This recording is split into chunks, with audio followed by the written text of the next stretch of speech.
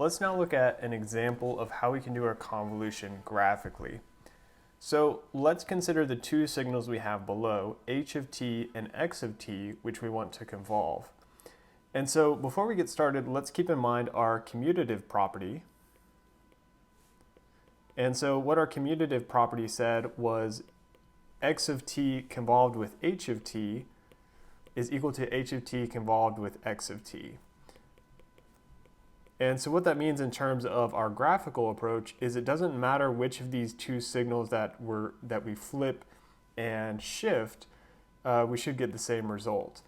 In this particular case, the two signals are pretty similar. They're both a sort of square wave here.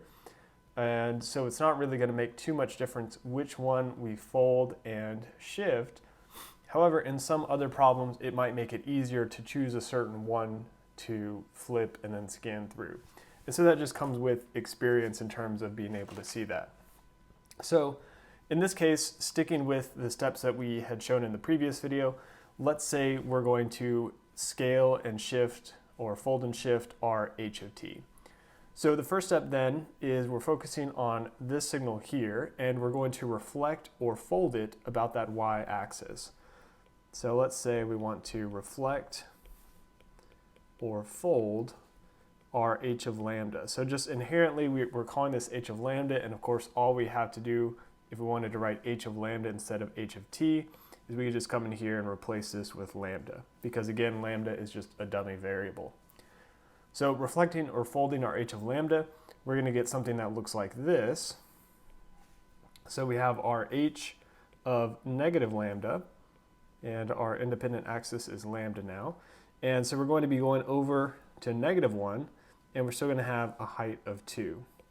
So we get something that looks like this. So it's just been mirrored across this y-axis here. So all we've done is just reflected it so far. So our next step is then going to be to shift this by time t. So let's see if we can't slide this over to make a little more room here.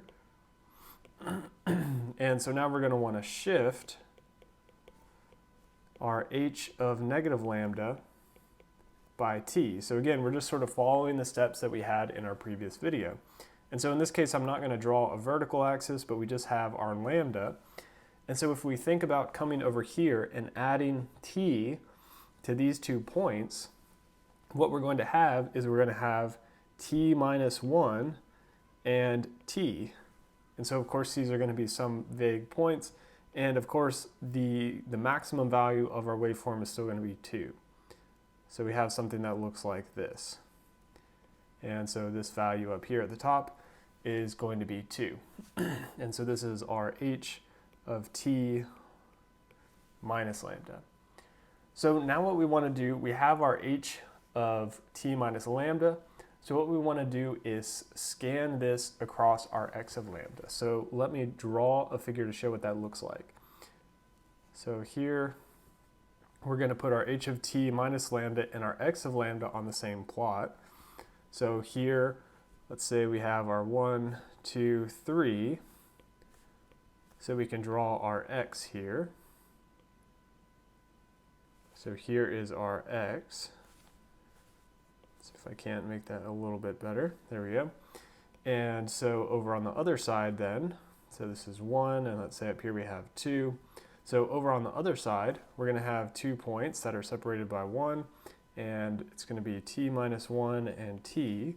So notice I'm still keeping that kind of arbitrary. And this goes up to 2. We get something like this. So over here, this is our h of t minus lambda, and this is our x of lambda. And so what we want to do then is we want to take this purple waveform and we want to think about scanning it across for different values of t.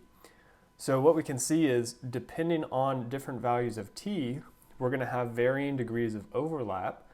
And so what that means in terms of our integral is we're going to have different integrands. So we're going to have a different value. So what we're going to do is we're going to consider different cases, and we can look at the integral for each of those values. So let's start with case 1. And our case 1, we're going to say is for t less than 1.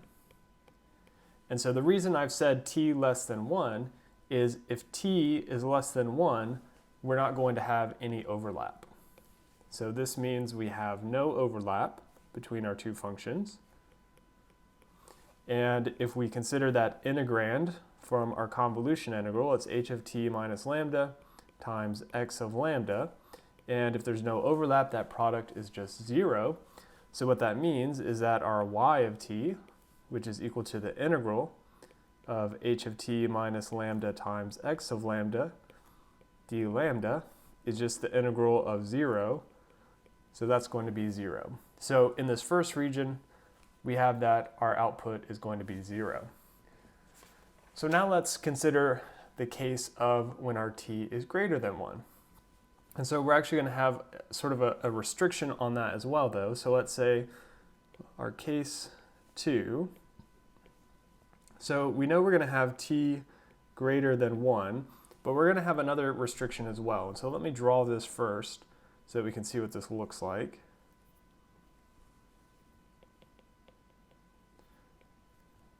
And so I'll copy this after I've got this sort of complete so that we don't have to redraw it each time.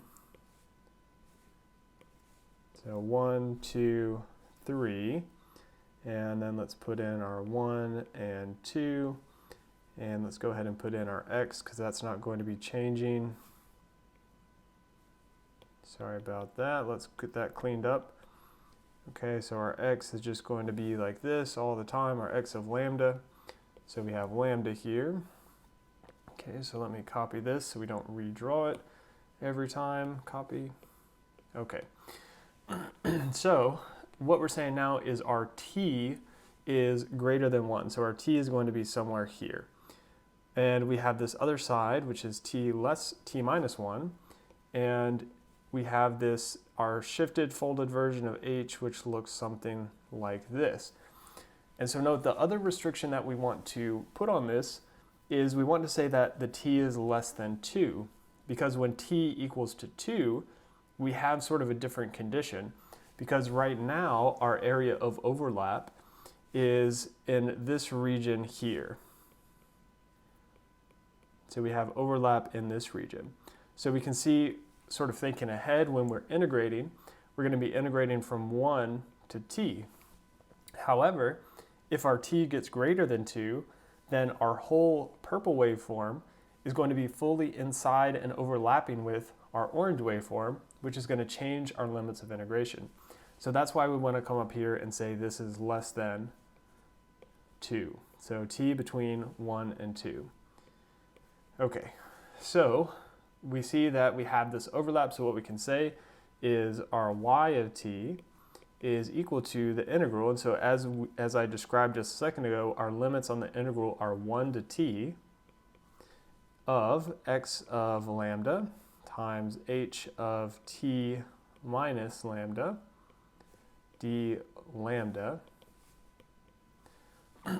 And so in this range of 1 to t, we have a relatively simple function, so it's the integral from 1 to t. Our x is just 1, and our h of t minus lambda is just 2 d lambda. So if we evaluate that integral, we get that on this region, it is 2 times the quantity of t minus 1. So here is our expression for y of t in this second region of t. Okay, so let's keep on moving. We're going to keep on scanning our purple waveform to the right here. So our next case is going to be case 3. And so in our case 3, we're now saying that our t is inside, or rather our purple waveform is fully inside of that orange one. So our t is greater than 2. So now let's put our general t somewhere here and our t minus 1 here. So we get something that looks like this. And our waveform is going to be coming up to 2 like normal. So something that looks like this. And in this case, we see that we have full overlap between t minus 1 and t. And so using a similar argument as we did for case 2, we want to say let's limit this t to being less than 3, because as soon as this leading edge comes outside of our orange box, our limits on our integral are going to change again because our overlap is changing. So writing our integral for this case, we can say that our y of t is equal to the integral from t minus 1 to t of our x of lambda times h of t minus lambda d lambda. And this is equal to integral of t minus 1 to t of 1 times 2. So again, we have these relatively simple functions, so that makes that nice. And this is going to be equal to 2 lambda evaluated from t minus 1 to t. And so if we plug that in, we get 2t minus 2 times the quantity of t minus 1. The 2 t's cancel out, and we're left with just 2. So for this region, for t between 2 and 3, we have that our y of t equals 2. Okay, so let's keep it scanning. We're going to keep on scanning this way, and so let's consider our next case. So our next case is going to be case 4. And so for case 4, so let's go ahead and paste this down here again. Our case 4, we're saying that our leading edge of that purple waveform has now left our orange waveform, but the trailing edge is still inside there. So we're going to have something that looks like this. So this is going up to 2. And so now our overlap is going to be in this region here. So in terms of putting a limit on our t, we know that our t has to be greater than 3, and we're also going to put the limit that t has to be less than 4. And so the t less than 4 comes from the fact that we want this t minus 1 to still be inside of this orange curve here. So let's write an expression for our y of t. So we have y of t is equal to the integral from t minus 1 to 3. So now our limit for our shaded area comes from this. And so we know that it's going to be our x of lambda, which is just 1, our h of t minus lambda, which is just 2, d lambda. So again, we get 2 lambda from the integral, but now we're evaluating between t minus 1 and 3. So plugging in, we get 6 minus 2 times the quantity of 2 minus 1, and we get 8 minus 2t if we evaluate that. So 8 minus 2t. So this is our expression for this fourth case. So now we can see our final case is going to be case 5. And so our case 5 is going to be when we have fully left, our purple curve has fully left our orange curve. So we have our t over here and our t minus 1 over here. And our purple curve looks something like this now. And so in this case, we're back to having no overlap. And so the condition for this case is that this t minus 1 has to be greater than 3, or in other words, our t has to be greater than 4. And so in this case, we have no overlap. And so similar to what we saw with case 1, that just means that our y of t is going to be the integral of 0, which is just 0. So what we can do then is we can sort of piece together all of those cases, and we can say that our overall y of t is equal to 0 for t less than or equal to 1, is equal to 2t minus 2 for t between, let's clean that up, for our t between 1 and 2, it's equal to 2 for t between 2 and 3, it's equal to 8 minus 2t for t between 3 and 4, and it's equal to 0 for t greater than or equal to 4. And so we could plot that if we want to. So we can say our final output, y of t, and so we know we're going up to t equals 4 at least, so we can have 1, 2, 3, 4. Getting ahead of myself there. 1, 2, 3, 4. And we see that the maximum magnitude is going to be this 2. Here it's increasing, here it's decreasing. And so let's put in our values here. Our max value is going to be 2. This is our y of t. And so let me just put a little dashed line to help me draw this a little more accurately. Okay. And so our output curve is then going to be 0 while we're below 1. And then between 1 and 2, we're going to have some constant slope of 2t with the coefficient of -2. And so what that looks like is something like this between 1 and 2. So let me see if I can that a little more accurate. There we go. And then between 2 and 3, we're constant at 2. And then between 3 and 4, we have this negative slope with a positive y-axis. And then beyond 4, we just have a value of 0 again.